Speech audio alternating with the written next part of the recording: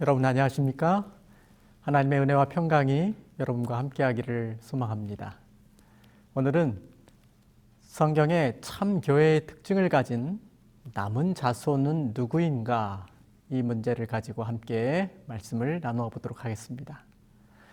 예수님의 제자들로부터 시작된 초대교회는 예수님의 십자가와 부활의 신앙을 증거하면서 사람의 계명이 아닌 하나님의 율법에 순종하고 성령의 역사로 주의 복음을 땅끝까지 전파하는 단 하나의 교회였습니다.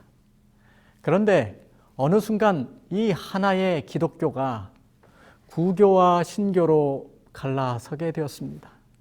이 신교인 개신교 안에서도 여러 분파가 형성되어서 하나의 개혁교회 교단 안에도 수백 개의 교파로 나누어지게 되었습니다. 문제는 동일한 성경을 믿고 가르치는 교회들이 제각기 진리교회임을 자처하는데 과연 성경적인 하나님의 참 교회를 어떻게 찾을 수 있을까요?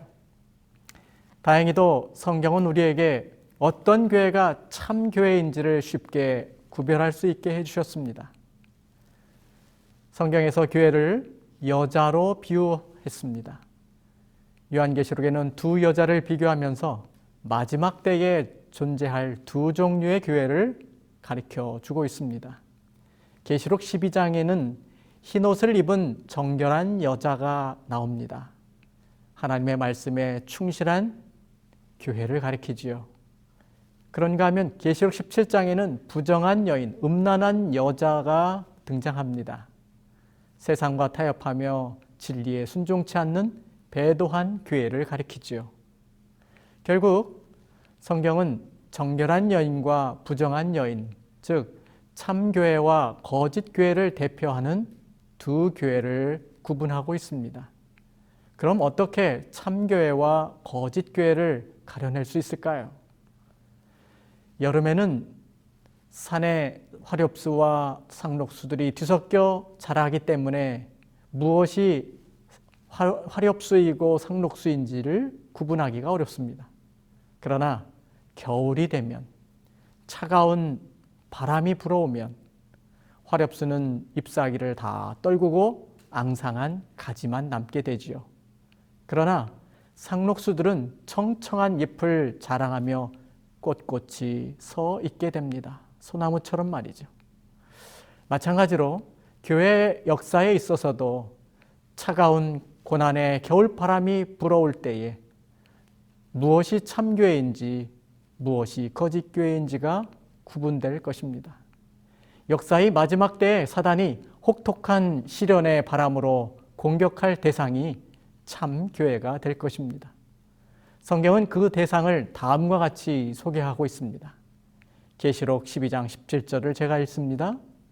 용이 여자에게 분노하여 돌아가서 그 여자의 남은 자손 곧 하나님의 계명을 지키며 예수의 증거를 가진 자들로 더불어 싸우려고 바다 모래 위에 섰더라. 여기서 용은 사탄을 가리키고 있지요.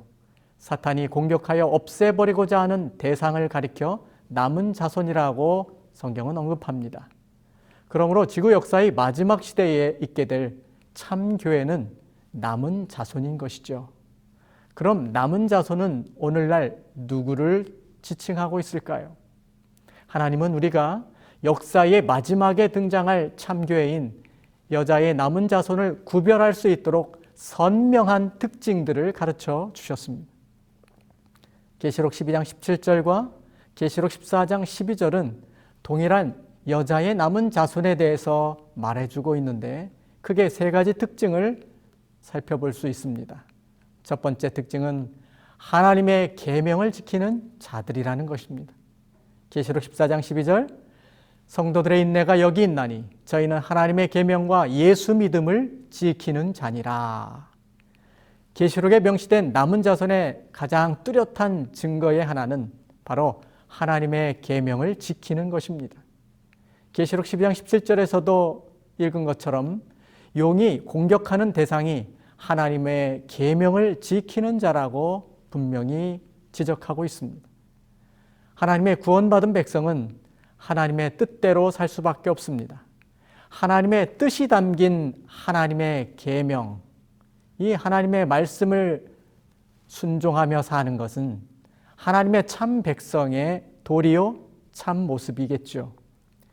요한일서 5장 3절에는 하나님을 사랑하는 것은 이것이니 우리가 그의 계명들을 지키는 것이라고 말씀하고 있습니다. 남은 자손은 안식일을 포함한 하나님의 모든 계명을 성령의 능력을 힘입어 순종하는 백성인 것입니다. 재림교회는 안식일을 포함한 하나님의 계명을 지키는 교회입니다. 두 번째로 남은 자손의 특징은 예수의 믿음을 지키는 자들이라는 것입니다. 요한계시록 14장 12절에서 하나님의 계명과 함께 나타나는 남은 자손의 특징으로 예수 믿음을 지키는 자라고 밝히고 있습니다. 예수 믿음을 지키는 자들은 그리스도 안에서 믿음으로 구원받은 확고한 신앙을 고수하는 자들입니다. 재림교회는 믿음의 근원이 되는 성경의 권위와 말씀의 주인이신 하나님을 절대적으로 신뢰합니다. 그리스도를 믿음으로 구원을 얻는 길 외에 다른 어떠한 구원의 방법도 인정하지 않습니다. 세 번째로 남은 자손은 예수의 증거를 가진 자들입니다. 예수의 증거는 계시록 19장 10절에 대언의 영, 즉 예언의 정신, 예언의 신이라고 그렇게 뜻합니다. 재림교회의 탄생 자체가 성서 예언을 깊이 연구함으로써 이루어졌습니다. 따라서 재림교회는 성서 예언에 누구보다도 많은 관심을 가지고 연구할 뿐 아니라 그것에 정통한 백성이지요. 그뿐 아니라 재림교회는 엘렌 G. 화이트를 통해 더욱 풍성한 예언의 선물을 가지고 있습니다. 엘렌 화이트를 통해 주신 예언의 선물들은 성경 말씀에 명시된 그리스도인 생활의 높은 표준과 기준을 제시하고 있습니다. 그래서 하나님의 백성들로 하여금 그리스도의 재림을 위하여 준비하도록 가르치고 있습니다. 이와 같이 이 세 가지 성경에 제시된 특징을 가진 남은 자손은 언제, 어디서 그럼 등장하게 될까요? 요한계시록을 연구해 보면 남은 자손의 등장 시점과 장소가 어디인지를 알 수가 있습니다.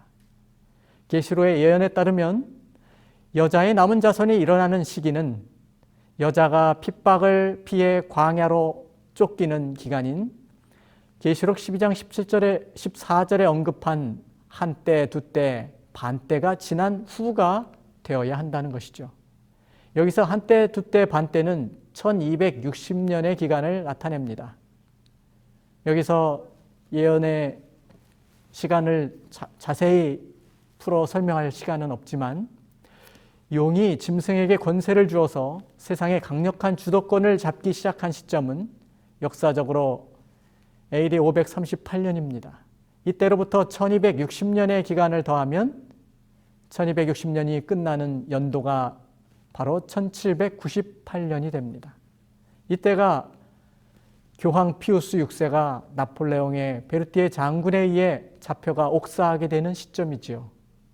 대부분의 교회들이 1517년 종교개혁 이후에 세워졌기에 1798년 이후에 출현한 교회는 신흥 종교들이 대부분입니다.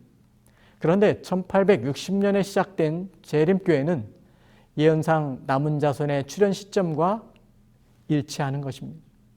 그리고 여자의 남은 자손이 출현한 장소는 그럼 어디일까?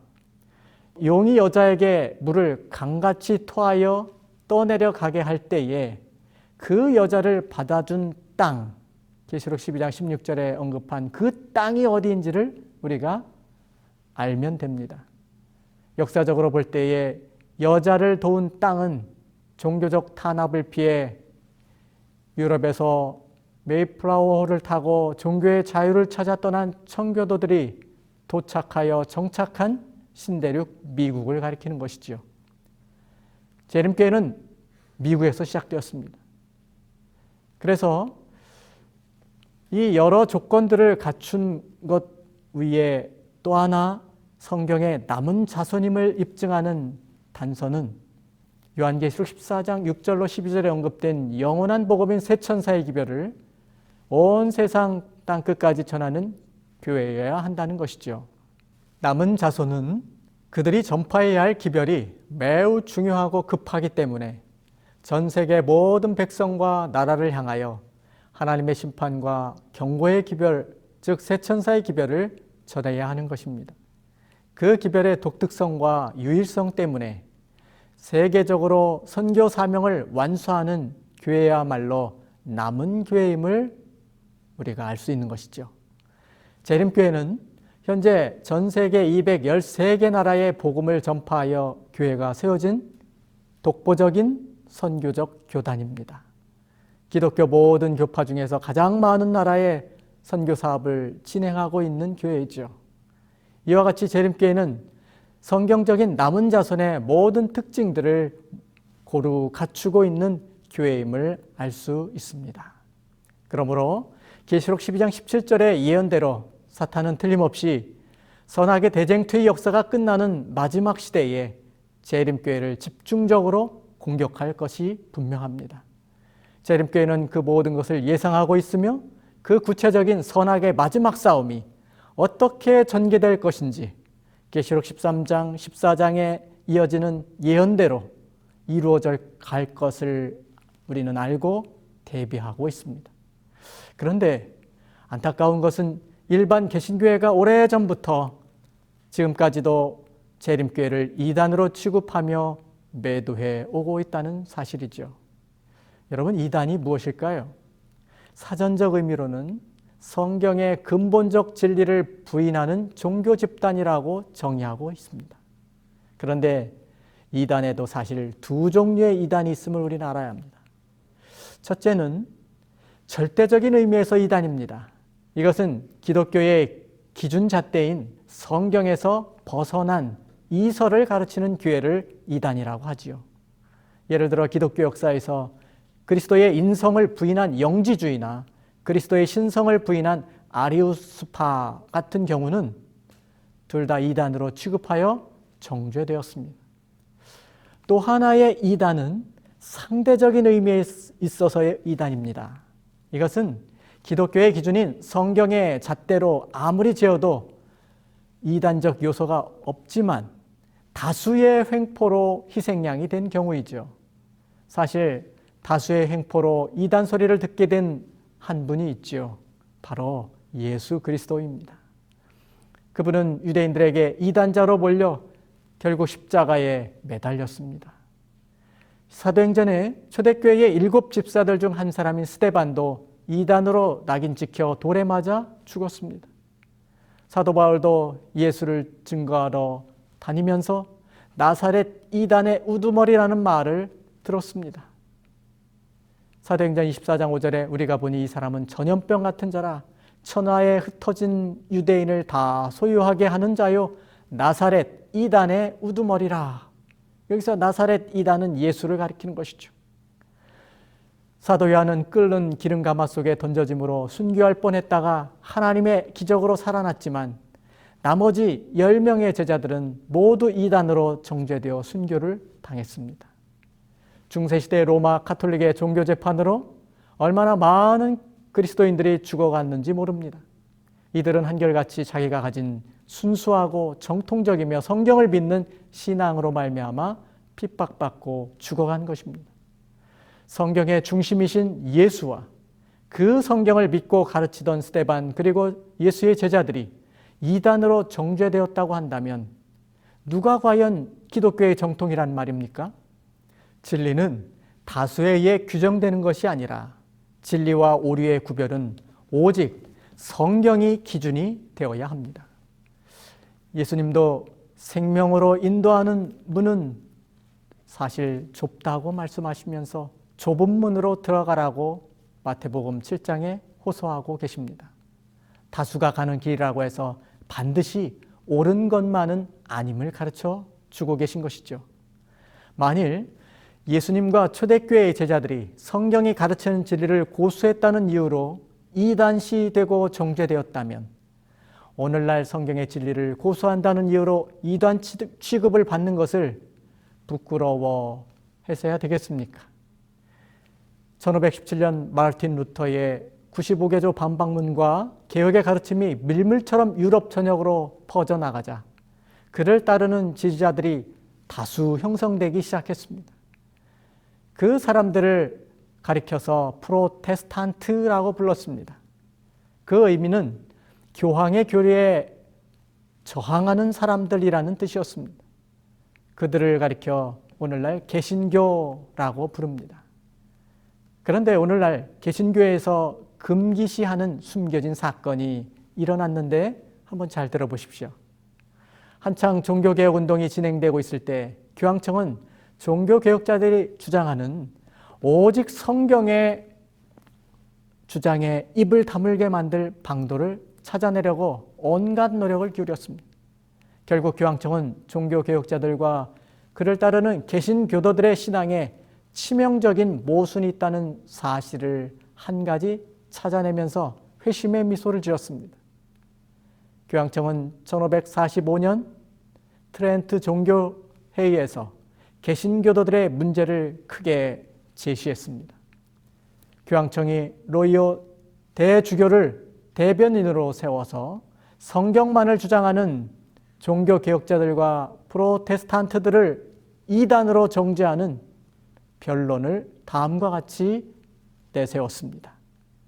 종교개혁파와 개신교 신앙을 받아들인 사람들은 기록된 말씀에만 의존할 것을 주장합니다. 그들은 성경만을 믿음의 표준으로 고백합니다. 그들은 가톨릭교회가 기록된 말씀을 떠나 전통을 따름으로 배도했다고 주장함으로써 그들이 가톨릭교회를 떠난 반역을 정당화합니다. 그러나 개신교도들이 성경만을 따른다는 주장은 사실과 다릅니다. 성경만을 신앙의 표준으로 받든다는 그들의 신앙 고백은 거짓입니다. 저는 그 증거물로 다음과 같은 증거를 제시합니다. 성경 말씀은 분명하게 제7일을 안식일로 지킬 것을 명령합니다. 그러나 그들은 제7일 안식일을 지키지 않고 배척합니다. 만일 그들이 진정으로 성경을 표준으로 받든다면 그들은 성경이 일관성 있게 명령하는 제7일을 예배일로 지켜야 합니다. 그러나 그들은 기록된 말씀이 명하는 안식일 준수를 거부할 뿐 아니라 가톨릭 교회가 세운 전통 외에는 근거가 없는 일요일을 채택해서 그날을 지키고 있습니다. 그러므로 오직 성경만을 표준으로 삼는다는 그들의 주장은 부당합니다. 실제에 있어서 프로테스탄트들도 가톨릭의 기준을 따라오고 있습니다. 이런 교황의 교리에 저항해야 한다고 주장하던 개신교도들은 교황청에 이런 논리에 대해 어떤 답변을 내놓았을까요? 개신교도들은 아무런 반박도 할 수 없었습니다. 결국 1545년 개최된 트렌트 공의회에서는 프로테스탄트 신앙을 이단으로 정죄하였습니다. 종교개혁 운동을 가톨릭 교회의 거룩함과 권위를 대적하는 불법 저항 운동으로 규정한 것입니다. 그러면서 종교재판소를 열어 종교개혁자들을 재판에 마구 잡아들여 처형한 것입니다. 여러분, 개신교회는 교황의 교리에 저항하는 프로테스탄트 정신을 이어갈 것인지 포기할 것인지를 결정해야 합니다.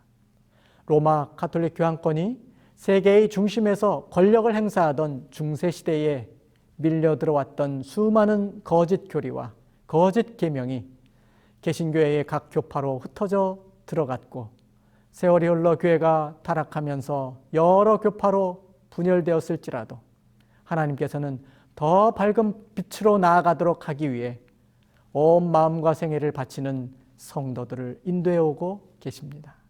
각 시대마다 하나님께서 인도하시는 남은 무리가 있었고 지금도 있는 것입니다.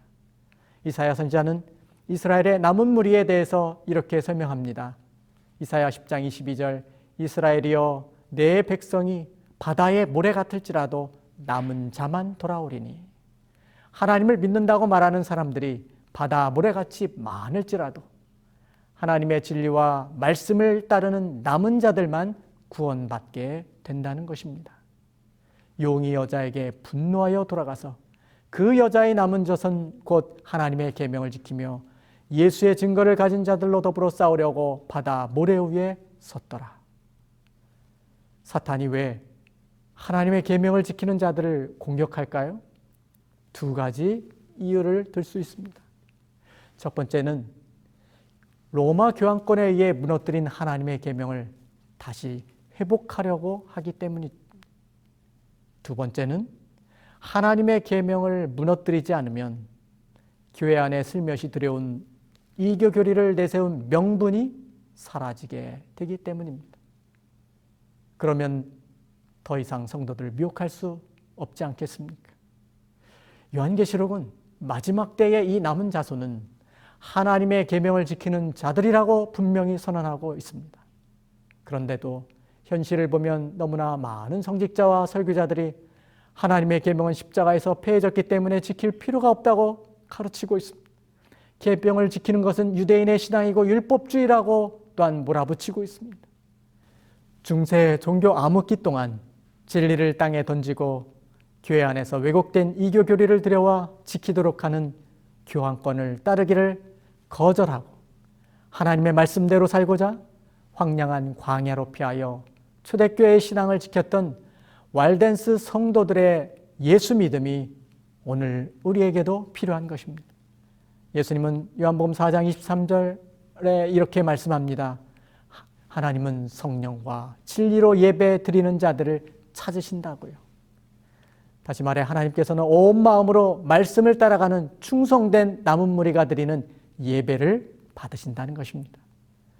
예수께서는 그리스도인이 하나님을 헛되게 경배하는 것을 이렇게 경고하십니다.